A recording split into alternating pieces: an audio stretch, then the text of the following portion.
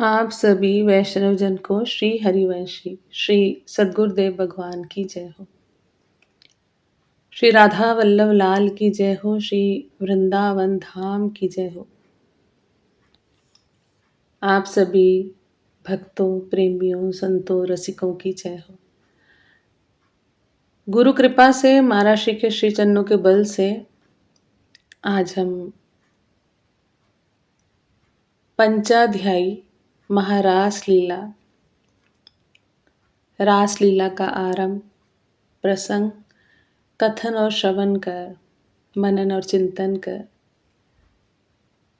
अपने हृदय में, अपने आचरण में उतारने का गुरु कृपा से प्रयास करेंगे। रास लीला का आरंभ। शरद ऋतु थी, उसके कारण बेला, चमेली आदि सुगंधित पुष्प खिलकर महक रहे थे। भगवान ने चीर हरण के समय गोपियों को जिन रात्रियों का संकेत किया था, वे सब की सब पुंजीभूत होकर एक ही रात्रि के रूप में उल्लसित हो रही थी। भगवान ने उन्हें देखकर दिव्य बनाया। गोपियां तो चाहती ही थी, अब भगवान ने भी अपनी अचिंत्य महाशक्ति योग माया के सहारे उन्हें निमित्त बनाकर रसमयी रास क्रीड़ा करने का संकल्प किया। भगवान के संकल्प करते ही चंद्रदेव ने प्राची दिशा के मुखमंडल पर अपने शीतल किरण रूपी कर कमलों से लालिमा की रोली केसर मल दी। जैसे बहुत दिनों के बाद अपनी प्राण प्रिया पत्नी के पास आकर उसके प्रियतम पति ने उसे आनंदित करने के लिए ऐसा किया हो। इस प्रकार चंद्रदेव ने उदय होकर न केवल पूर्व दिशा का प्रत्युत संसार के समस्त चर अचर प्राणियों का संताप, जो दिन में शरतकालीन प्रखर सूर्य रश्मियों के कारण बढ़ गया था, दूर कर दिया। उस दिन चंद्रदेव का मंडल अखंड था। पूर्णिमा की रात्रि थी। वे नूतन केश के समान लाल लाल हो रहे थे। कुछ संकोच मिश्रित अभिलाषा से युक्त जान पड़ते थे। उनका मुखमंडल लक्ष्मी जी के समान मालूम हो रहा था। उनकी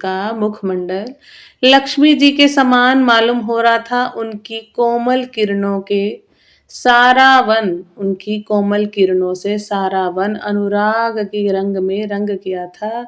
वन के कोने कोने में उन्होंने अपनी चांदनी के द्वारा अमृत का समुद्र उड़ेल दिया था।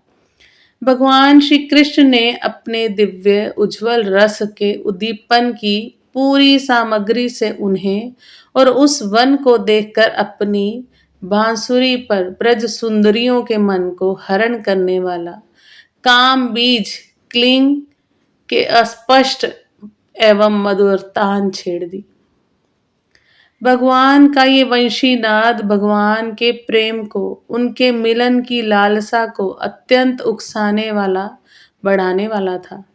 यूं तो श्याम सुंदर ने पहले से ही गोपियों के मन को अपने वश में कर रखा था। अब तो उनके मन की सारी वस्तुएं, भय, संकोच, धैर्य, मर्यादा आदि जो भी वृत्तियां थी, सब छीन ली। वंशी ध्वनि सुनते ही उनकी विचित्र गति हो गई। जिन्होंने एक साधना की थी श्री कृष्ण को पति रूप में प्राप्त करने के लिए, वे गोपियां भी एक दूसरे से अपनी चेष्टा को छिपाकर जहां वे थे वहां के लिए चल पड़ी। वे इतने वेग से चली थी कि उनके कानों के कुंडल भी झोंके खा रहे थे। वंशी ध्वनि सुनकर जो गोपियां दूध दूह रही थी, वे अत्यंत उत्सुकतावश दूध दूहना छोड़कर श्री कृष्ण की तरफ चल पड़ी। जो चूल्हे पर दूध ओटा अर्थात उबाल रही थी, वे उफनता हुआ दूध छोड़कर जो लपसी पका रही थी, वो पकी हुई लपसी बिना उतारे ही ज्यों की त्यों छोड़कर चल दी। जो भोजन परस रही थी, जो भोजन परोस रही थी, वे परोसना छोड़कर जो छोटे बच्चों को दूध पिला रही थी, वे उन्हें दूध पिलाना छोड़कर जो पतियों की सेवा सेवा कर रही थी, वो सेवा छोड़कर जो स्वयं भोजन कर रही थी, वो भोजन करना छोड़कर अपने प्राण प्यारे कृष्ण प्यारे के पास चल पड़ी। कोई कोई गोपी अपने शरीर में अंगराग, चंदन और उपटन लगा रही थी, कुछ आंखों में अंजन लगा रही थी। वे उन्हें छोड़कर तथा उल्टे पुल्टे वस्त्र धारण करके श्री कृष्ण के पास श्री कृष्ण मिलन के लिए चल पड़ी। पिता और पतियों ने, भाई और जाति बंधुओं ने उन्हें रोका, उनकी मंगलमयी प्रेम यात्रा में विघ्न डाला, परंतु वे इतनी आसक्त हो गई, इतनी मोहित हो गई थी कि रोकने पर भी ना रुकी, न रुक सकी और रुकती भी कैसे। विश्व मोहन श्री कृष्ण ने उनके प्राण, मन और आत्मा सब कुछ का अपहरण जो कर लिया था। उस समय कुछ गोपियां घरों के भीतर थी, उन्हें बाहर निकलने का मार्ग ही नहीं मिला। तब उन्होंने अपने नेत्र मूंद लिए और बड़ी तन्मयता से श्री कृष्ण के सौंदर्य, माधुर्य और लीलाओं का ध्यान करने लगी। अपने परम प्रियतम श्री कृष्ण के असहनीय विरह की तीव्र वेदना से उनके हृदय में इतनी व्यथा, इतनी जलन हुई कि उनमें जो कुछ अशुभ संस्कारों का लेश मात्र अवशेष था, वह भी भस्म हो गया। इसके बाद तुरंत ही उनका श्री कृष्ण में ध्यान लग गया। ध्यान में उनके सामने श्री कृष्ण प्रकट हो गए। उन्होंने मन ही मन बड़े प्रेम से, बड़े आवेग से उनका आलिंगन किया। उस समय उन्हें इतना सुख, इतनी शांति मिली कि उनके सब के सब पुण्य के संस्कार एक ही साथ क्षीण हो गए। इतनी उनको शांति मिली, इतना सुख मिला कि उनके सब के सब पुण्य के संस्कार एक साथ ही क्षीण हो गए। यद्यपि उनका उस समय श्री कृष्ण के प्रति जार भाव भी था, यद्यपि उनका उस समय श्री कृष्ण के प्रति जार भाव भी था, तथापि कहीं सत्य वस्तु भी भाव की अपेक्षा रखती है। उन्होंने जिनका आलिंगन किया, चाहे किसी भी भाव से किया हो, वे स्वयं परमात्मा ही तो थे। वे स्वयं परमात्मा ही तो थे। इसीलिए उन्होंने पाप और पुण्य रूप कर्म के परिणाम से बने हुए गुणमय शरीर का परित्याग कर दिया। इस शरीर से भोगे जाने वाले कर्म बंधन तो ध्यान के समय छिन्न भिन्न हो चुके थे। जब भगवान श्री कृष्ण ने देखा कि व्रज की अनुपम विभूतियां, गोपियां मेरे बिल्कुल पास आ गई हैं, तब उन्होंने अपनी विनोद भरी वाक चातुरी से उन्हें मोहित करते हुए कहा, महाभाग्यवती गोपियों, तुम्हारा स्वागत है। महाभाग्यवती गोपियों, तुम्हारा स्वागत है। बतलाओ, तुम्हें प्रसन्न करने के लिए मैं कौन सा काम करूं? ब्रज में तो सब कुशल मंगल है ना? कहो, इस समय यहाँ आने की क्या आवश्यकता पड़ गई तुमको? सुंदरी गोपियां, रात का समय है। गोपियों, रात का समय है, ये स्वयं ही बड़ा भयावना होता है और इसमें बड़े बड़े भयावने जीव जंतु इधर उधर घूमते रहते हैं। अतः तुम सब तुरंत ब्रज में लौट जाओ। रात के समय घोर जंगल में स्त्रियों को नहीं रुकना चाहिए। तुम्हें ना देखकर तुम्हारे माँ बाप, पति, पुत्र और भाई बंधु ढूंढ रहे होंगे। उन्हें भय में मत डालो, तुम वापस चली जाओ। तुम लोगों ने रंग बिरंगे पुष्पों से लदे हुए इस वन की शोभा को देखा? पूर्ण चंद्रमा की कोमल रश्मियों से ये रंगा हुआ है, मानो उन्होंने अपने हाथों से चित्रकारी की हो। और यमुना जी के जल का स्पर्श करके बहने वाली शीतल समीर, मंद मंद गति से हिलते हुए ये वृक्षों के पत्ते तो इस वन की शोभा को और भी बढ़ा रहे हैं। परंतु परंतु अब तो तुम लोगों ने ये सब कुछ देख लिया, अब देर मत करो, शीघ्र से शीघ्र ब्रज में लौट जाओ, वापस चली जाओ। तुम लोग कुलीन स्त्री हो और स्वयं भी सती हो, जाओ अपने पतियों की ओर और सतियों की सेवा में लगो। देखो तुम्हारे घर के नन्हे नन्हे बच्चे और गांव के बछड़े रो रंभा रहे हैं, उन्हें दूध पिलाओ, गोएं दूहो, गाय को दूहो, मेरे प्रेम से यदि मेरे प्रेम से परवश होकर तुम लोग यहां आई हो तो इसमें कोई अनुचित बात नहीं हुई। ये तो तुम्हारे योग्य ही है, क्योंकि जगत के पशु पक्षी तक तुमसे प्रेम करते हैं, मुझे देखकर प्रसन्न होते हैं। कल्याणी, गोपियों, स्त्रियों का परम धर्म यही है कि वे पति और उसके भाई बंधुओं की निष्कपट भाव से सेवा करें और संतान का पालन पोषण करें। जिन स्त्रियों को उत्तम लोक प्राप्त करने की अभिलाषा हो, जिन स्त्रियों को उत्तम लोक प्राप्त करने की अभिलाषा हो, वे पातकी को छोड़कर और किसी प्रकार भी प्रकार के पति का परित्याग ना करें, भले ही वह बुरे स्वभाव वाला, भाग्यहीन, वृद्ध, मूर्ख, रोगी या निर्धन ही क्यों ना हो। कुलीन स्त्रियों के लिए यार पुरुष की सेवा सब तरह से निंदनीय ही है। कुलीन स्त्रियों के लिए यार पुरुष की सेवा सब तरह से निंदनीय ही है। इससे उनका परलोक बिगड़ जाता है, स्वर्ग नहीं मिलता, इस लोक में भी अपयश होता है। गोपियों, मेरी लीला और गुणों के श्रवण से, रूप के दर्शन से, उन सब के कीर्तन और ध्यान से मेरे प्रति अनन्य प्रेम की प्राप्ति होती है। वैसे प्रेम की प्राप्ति पास रहने से नहीं होती। फिर से श्रवण कीजिए। गोपियों, मेरी लीला और गुणों के श्रवण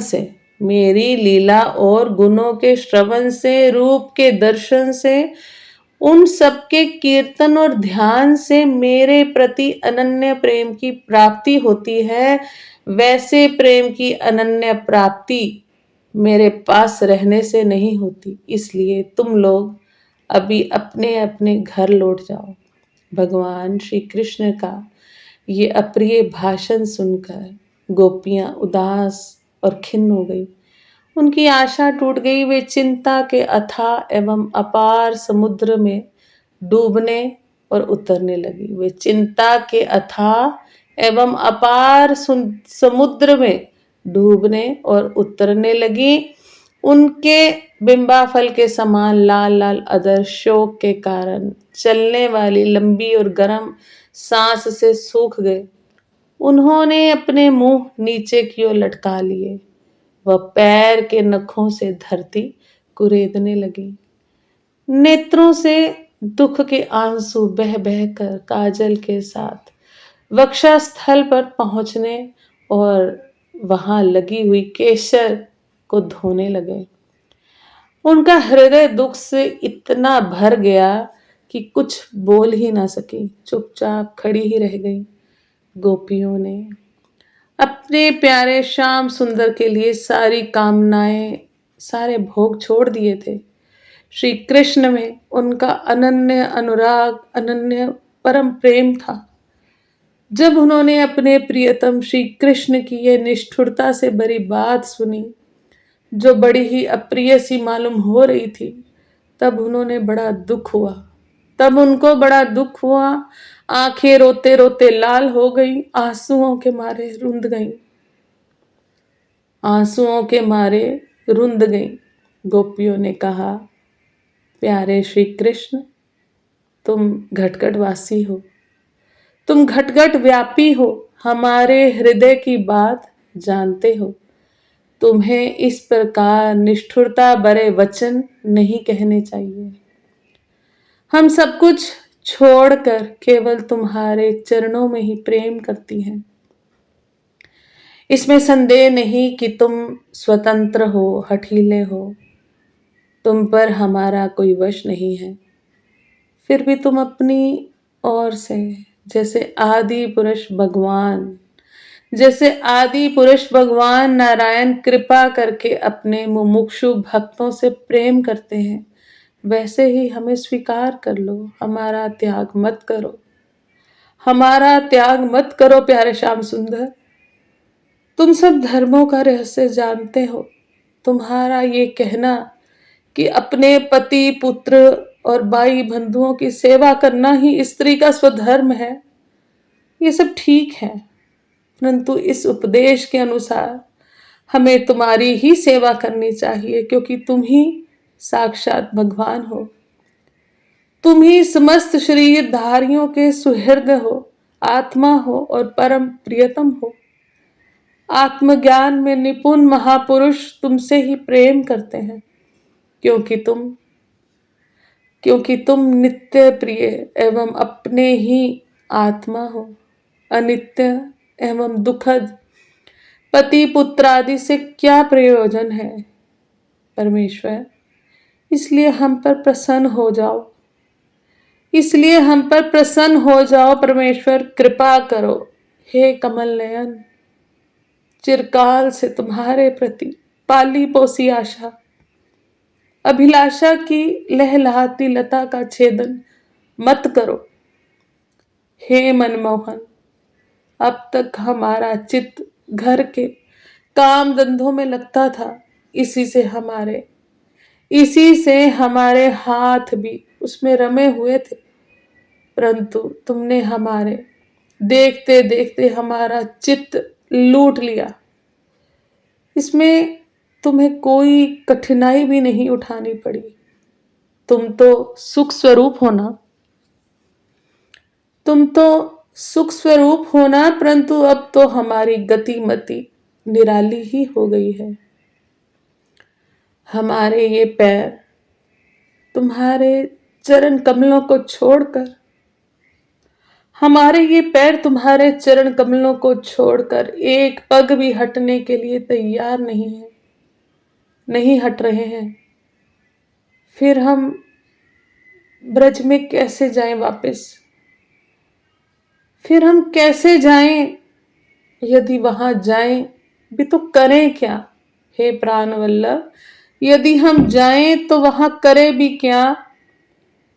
हमारे प्राण, हमारे प्यारे सखा, तुम्हारी मंद मंद मधुर मुस्कान, प्रेम भरी चितवन, तुम्हारी मंद मंद मधुर मुस्कान, प्रेम भरी चितवन और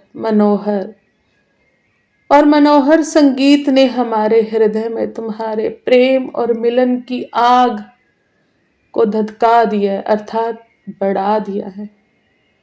उसे तुम अपने अधरों की रसधार से बुझा दो प्रियतम। नहीं तो हे प्रियतम, हम सच कहती हैं, तुम्हारी विरह व्यथा की आग से हम अपने अपने शरीर जला देंगी और ध्यान के द्वारा तुम्हारे चरण कमलों को प्राप्त करेंगी। हे प्यारे कमल नयन, तुम वनवासियों के प्यारे, और वे भी तुमसे बहुत प्रेम करते हैं।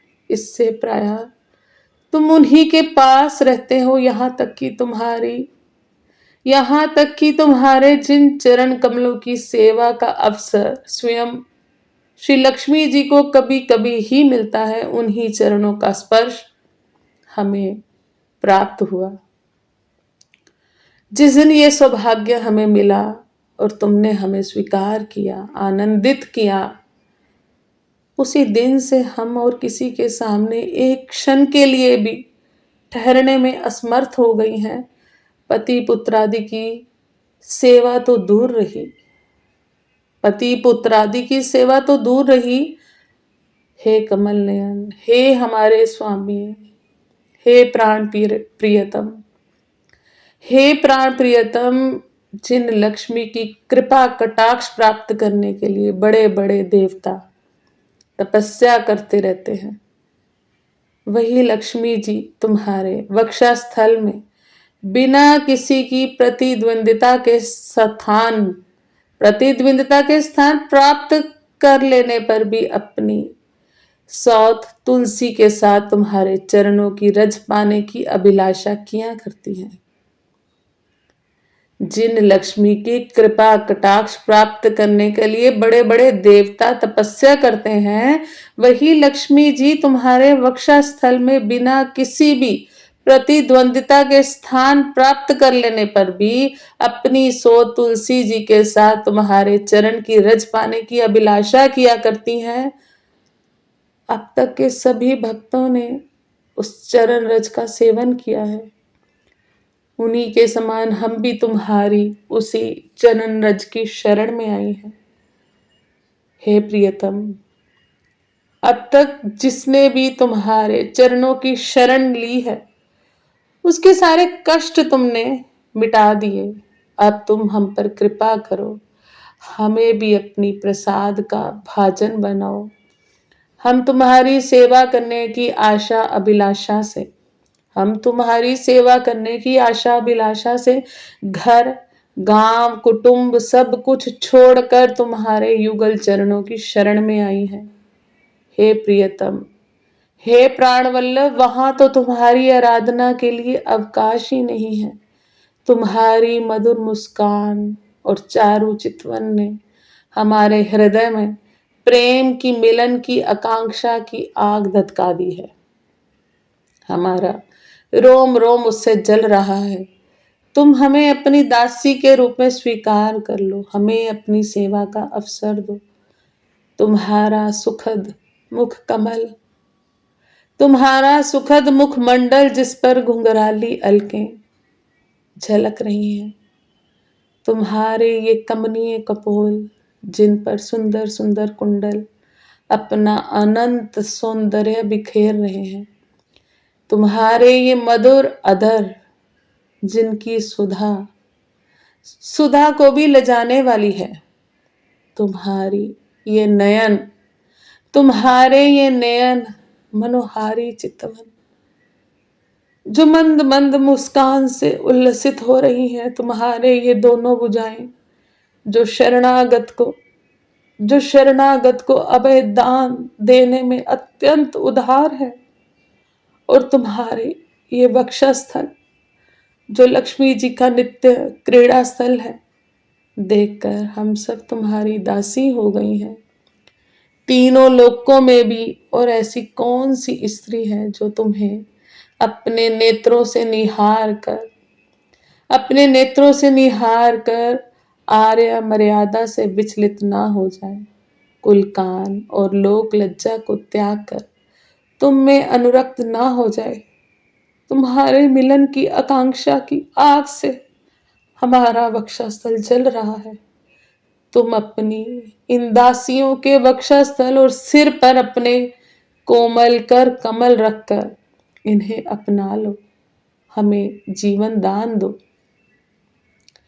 भगवान श्री कृष्ण ने गोपियों की व्यथा और व्याकुलता से भरी वाणी सुनी, तब उनका हृदय दया से भर गया। यद्यपि वे आत्माराम हैं, अपने आप में ही रमण करते रहते हैं, उन्हें अपने अतिरिक्त और किसी भी बाह्य वस्तु की अपेक्षा नहीं है, फिर भी उन्होंने हंसकर उनके साथ क्रीड़ा प्रारंभ की। भगवान श्री कृष्ण ने अपनी भाव भंगी और चेष्टाएं गोपियों के अनुसार कर दी, फिर भी वे अपने स्वरूप में ज्यों के त्यों एक रस ज्यों के त्यों स्थित थे, अच्युत थे। जब वे खुलकर हंसते तब उनके उज्जवल उज्जवल दांत कुंदकली के समान जान पड़ते थे। उनकी प्रेम भरी चितवन से और उनके दर्शन से आनंद से गोपियों का मुख कमल प्रफुल्लित हो गया। वे उन्हें चारों ओर से घेर कर खड़ी हो गई। उस समय श्री कृष्ण की ऐसी शोभा हुई मानो अपनी पत्नी तारिकाओं से गिरे हुए चंद्रमा की हो। गोपियों के शत शत यूथों के स्वामी भगवान श्री कृष्ण वैजंती माला पहने वृंदावन को शोभायमान करते हुए विचरण करने लगे। कभी गोपियां अपने प्रियतम श्री कृष्ण के गुण और लीलाओं का गुणगान करती, तो कभी श्री कृष्ण गोपियों के प्रेम और सौंदर्य के गीत गाने लगते। इसके बाद भगवान श्री कृष्ण ने गोपियों के साथ श्री यमुना जी के पावन पुलिन पर, जो कपूर के समान चमकीली बालू से जगमगा रहा था, पदार्पण किया। वह यमुना जी की तरल तरंगों के स्पर्श में शीतल और कुमुदनी की सहज सुगंध से सुवासित वायु के द्वारा सेवित हो रहा था। उस आनंदप्रद पुलिन पर भगवान ने गोपियों के साथ क्रीड़ा की। हाथ फैलाना, आलिंगन करना, गोपियों के हाथ दबाना, उनकी चोटी खींचना, विनोद करना, विनोद पूर्ण चितवन से देखना, मुस्काना, इन क्रियाओं के द्वारा गोपियों के दिव्य रस को, परमोज्वल प्रेम भाव को उत्तेजित करते हुए भगवान श्री कृष्ण उन्हें क्रीड़ा द्वारा आनंदित करने लगे। उधार शिरोमणि सर्वव्यापक भगवान श्री कृष्ण ने जब इस प्रकार गोपियों का सम्मान किया, तब स्त्रियों में भाव हो आया कि हम ही सर्वश्रेष्ठ हैं, हमारे समान और कोई नहीं है। वे कुछ मानवती हो गई, उनको मान हो गया जब भगवान ने देखा कि इन्हें तो अपने सुहाग का कुछ गर्व हो गया है, इनमें तो मान आ गया है। अब मान भी करने लगी हैं, तब वे अपना गर्व शांत करने के लिए तथा उनका मान दूर कर प्रसन्न करने के लिए वहीं से, उनके बीच में से ही अंतर ध्यान हो गए। बहुत ही सुंदर प्रसंग महाराज श्री की कृपा से हमने कथन और श्रवण किया। महाराज जी कहते हैं कि गोपियां प्रेम की ध्वजा, बहुत ही सुंदर अनन्य भक्ति। हमें ये सूत्र अपनाना चाहिए, अनन्य भक्ति की तरफ बढ़ना चाहिए। सर्वत्र प्रभु का दर्शन करना चाहिए। प्रभु सामने से गोपियों को कह रहे हैं कि तुम वापस चली जाओ, लेकिन गोपियां नहीं गई। ये बहुत ही सुंदर सूत्र है कि हमें अपने प्रभु के अतिरिक्त और किसी को नहीं देखना, अनन्य भक्ति में सदा उनकी कृपा से तत्पर रहना है। आज हम वाणी को यही विश्राम देते हैं। कल हम इससे आगे बढ़ने का गुरु कृपा से प्रयास करेंगे। आप सभी वैष्णव जन को श्री हरिवंशी श्री सद्गुरुदेव भगवान की जय हो। जय जय श्री राधे श्याम। जय जय श्री राधे श्याम। जय जय श्री राधे श्याम।